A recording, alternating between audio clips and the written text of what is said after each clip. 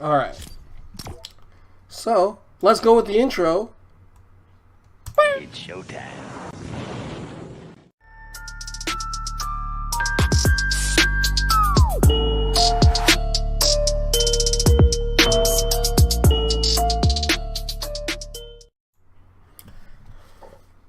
How's it going, everybody? It's me, your host, the one, the only, the lovable, sometimes, Unreal Scopes. And today, because I am lazy and can't record myself ahead of time ever, I'm doing this live again, so obviously it's gonna take some time to get through this shit. But today, let me pull this up, let me switch this over. Hold on, see, I already having issues. That's not what I was trying to do. Fuck. There we go. Yeah. Alright. Boom and boom. So I'm going to butcher the fuck out of all the names in this story because they're all Russian. But today we're going to talk about the Dyatlov Pass incident.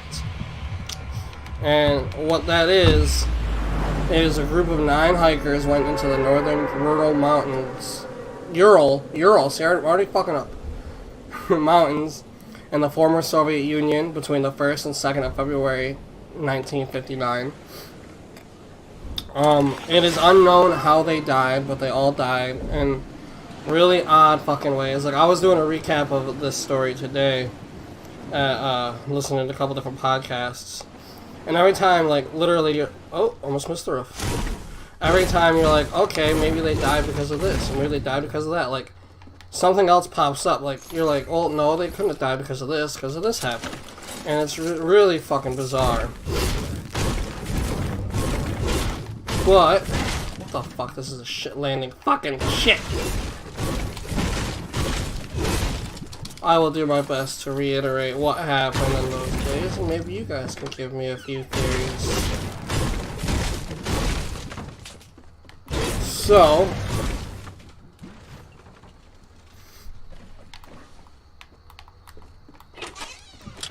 on 1959... Ah!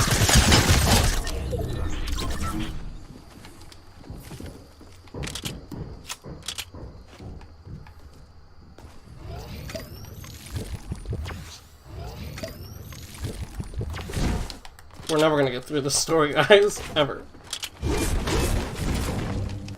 Poke your leg out. Poke. Ooh.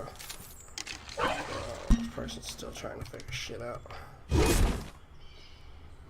You don't know where I am. Okay. Alright. In 1959, a group was formed for a skiing expedition across the northern Urals in Sverdlovsk Oblast, Soviet Union. Sverdlovsk. Ugh, such a beautiful language. Igor Dyatlov, this is what the incident's named after, 23-year-old radio engineering student at the Ural Polytechnical Institute, now the Ural Federal University, was the leader who assembled... Shut up, Travis! I got stories, I just can't get to them. What is happening?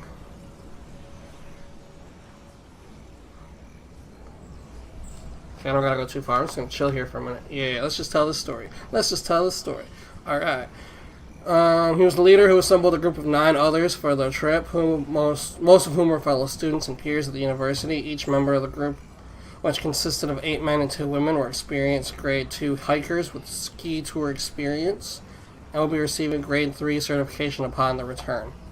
At the time, this was the highest certification available in the Soviet Union and required candidates to travel 300 kilometers or 190 miles. The goal of the expedition was to reach Torton, a mountain 10 kilometers, 6.2 miles, north of the site of the incident. This route in February was estimated as Category 3, the most difficult.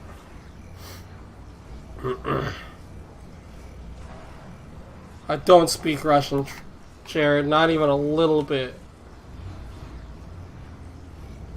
There's so much happening. There's only 19 people left already? Alright,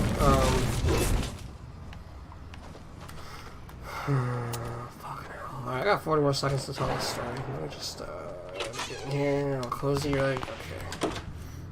Alright. The group arrived by train at Ivdale, a town at the center of the northern province of Suv Oblast, in the early morning hours of the 25th of January of 1959. They then took a truck to Vizha, a Lori village that is the last inhabited settlement to the north. While spending the night in Vizha, the skiers purchased and ate loaves of bread to keep their energy levels high for the following day's hike. On January 27th, they began their trek toward Otorten from Vizha.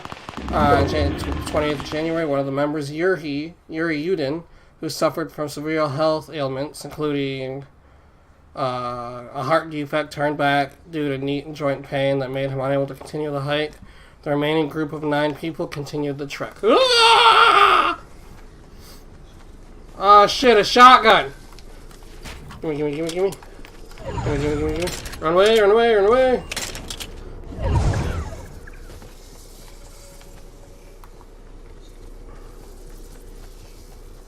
I only have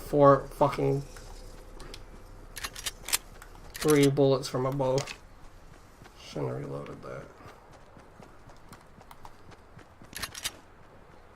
I'm gonna die.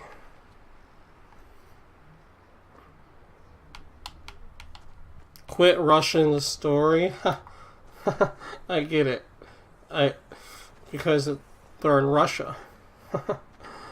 Oh, Travis, you truly are a gift. My goodness, all these people build battling. I got no mats. I'm gonna lose. I don't even know where to go. I'm going into Dusty. I'm gonna hide in Dusty. Let's go. Let's get it, guys. Let's get it. I know there's people here. Leave me alone. I mean you no harm.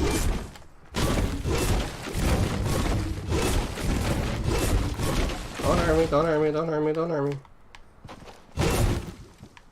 Scaring myself with my own footsteps.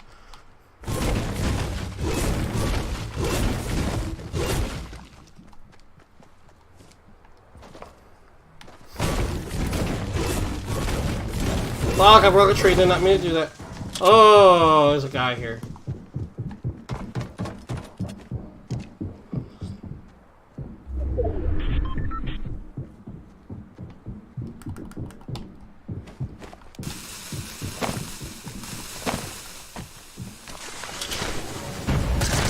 Oh god, I fucked up, guys!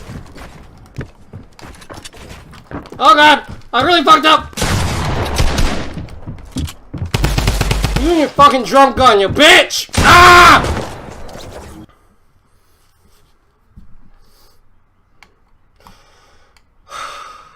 It's okay. It's okay. Alright. Diaries and cameras found around their last campsite made it possible to track the group's route up to the day preceding the incident. On the 31st of January, the group arrived to the edge of the highland area and began to prepare for climbing. In the wooded valley, they carried surplus food and equipment that would be used for the trip back. Or they cached, I'm sorry. So, like, put it away. They hid it.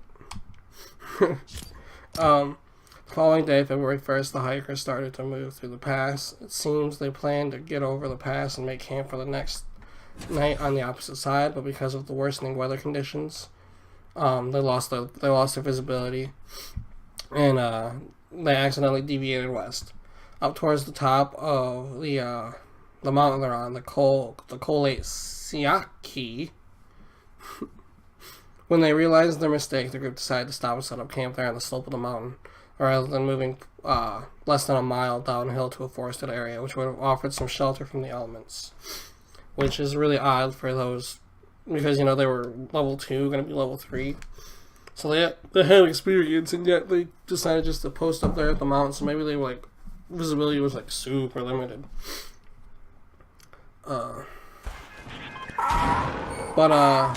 one of the investigators says that Dyatlov probably did not want to lose the altitude they had gained, or he decided to practice camping on the mountain slope.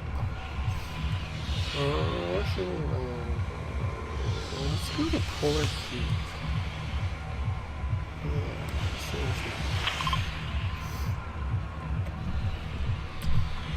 Alright. So before they left, Dyatlov had agreed he would send a telegram to their sports club as soon as the group returned to Vizhai.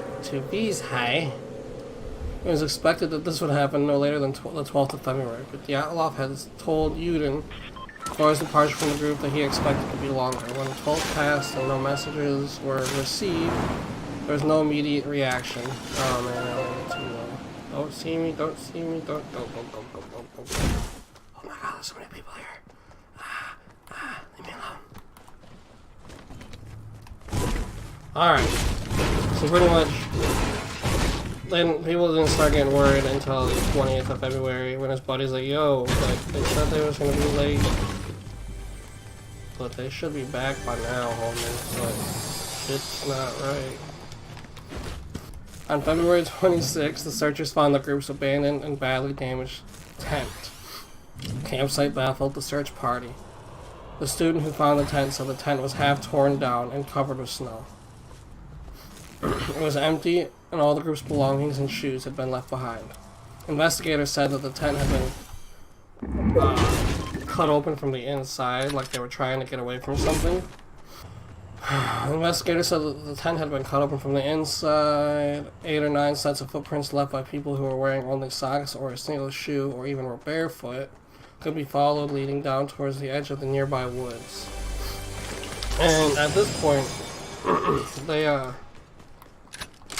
it was like, the night of this incident, it was like, what was that? It was like negative 30 degrees out. So like, the fact they didn't have clothes on, like, people are here. Like shoes and shit, like that is very suspect. Like it's really odd. Like a lot of people think that what happened was that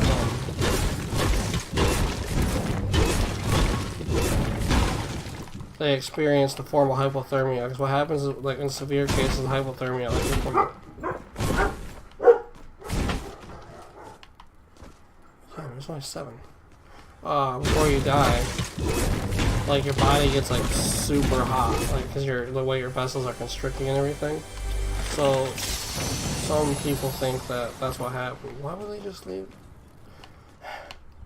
Because their body started getting super hot, they started taking their clothes off because the first 2 bodies that they found were shoeless and dressed only in their underwear. Branches from trees had been broken up to 5 meters high, suggesting that one of the skiers had climbed up to look for something, perhaps the camp. Between the pine and the camp, the searchers found 3 more corpses, who seemed to have died in poses suggesting that they were attempting to return to the tent. They were found separately at a distance of 300, 480, and 630 meters from the tree. So this tree that they found was like all gashed up. Like they had like human flesh and blood. I knew I fucking heard somebody. There's somebody in here with me. Oh, I see you, bitch. God damn it. Yeah, so they found like blood and shit, like, and human flesh like embedded in this tree, like up top, and like branches were broken and shit. And there were signs that like a fire was trying to be started down below this tree. So my first thought was, oh, and like, okay, so the way they had this tent set up, like they had like a chimney system inside the tent, so they could have like a fire in the tent, or like it was like a slow stove, like they could have it in the tent, but the smoke would like be let outside. So at first you're like, okay, the tent filled up with smoke, they couldn't find the exit, so they cut a hole open. Then they tried to build another fire, which, I mean, at first that makes sense, but they actually built a fire underneath this tree. And if they were able to build the fire, then why didn't they stay there? So at this point they had found 5 of the 9 travelers. They found the remaining 4 travelers. Took over 2 months to find the other 2. They were found on May 4th underneath 4 meters of snow in a ravine, 75 meters further into the woods from the pine tree. 3 of those 4 were better dressed than the others, and there were signs that those who had died first had their clothes relinquished to the others. So, yeah, one person was wearing some burned, torn trousers, and their left foot and shin were wrapped in a torn jacket. So, the first few that died were, like, naked. And it's thought that these other survivors took their clothes. Because they left in like a crazy hurry for whatever reason. Like, it's really weird. Okay, so. Pleasant Park.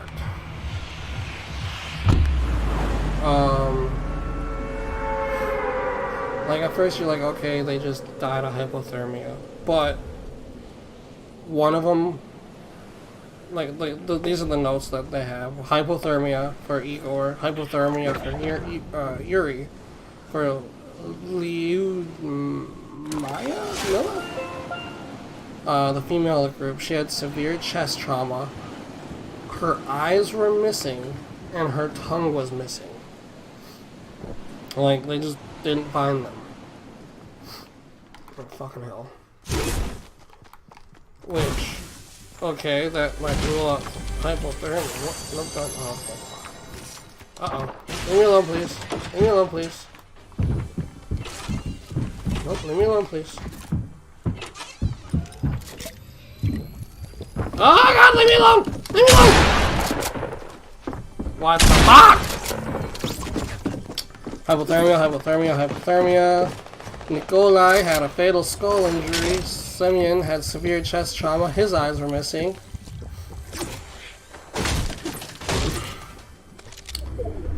Like, alright, so...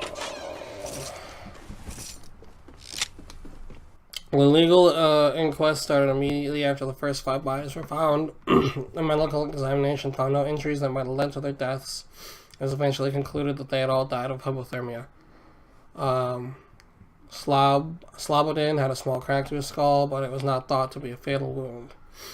Examination of the 4 bodies, which were found in May, shifted the narrative as to what had occurred during the incident. 3 of the ski hikers had fatal injuries. 1 had the major skull damage. 2 of them had major chest fractures. And according to this doctor, the force required to cause such damage would have been extremely high, comparable to the force of a car crash. Notably, the bodies had no external wounds associated with the bone fractures, as if they had been subjected to a high level of pressure. However, major external injuries were found to Nina, who was missing her tongue, eyes, part of her lips, as well as facial tissue and a fragment of skull bone. She also had an extensive skin maceration on the hands. It was claimed that she was found laying face down in a small stream that ran under the snow, and that her external injuries were in line with the putrefaction of a wet environment and were unlikely to be associated with her death. There was an initial suspicion that the indigenous Mansi people, which are like they're Native Americans, but they're Native Russians, had attacked and murdered the group, but they are seen as more of a peaceful group.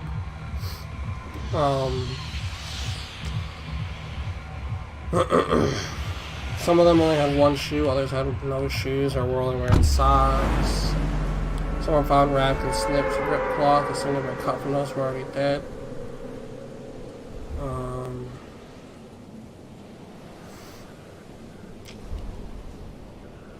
Let's see. Oh yeah, so this is one thing. Bro, I'm straight up convinced it was like a cryptid or some aliens, man.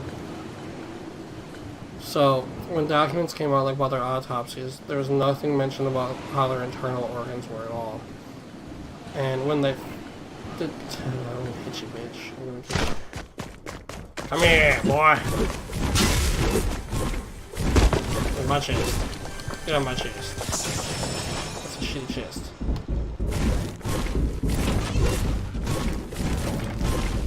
Uh-oh, he has a shotgun. God damn it!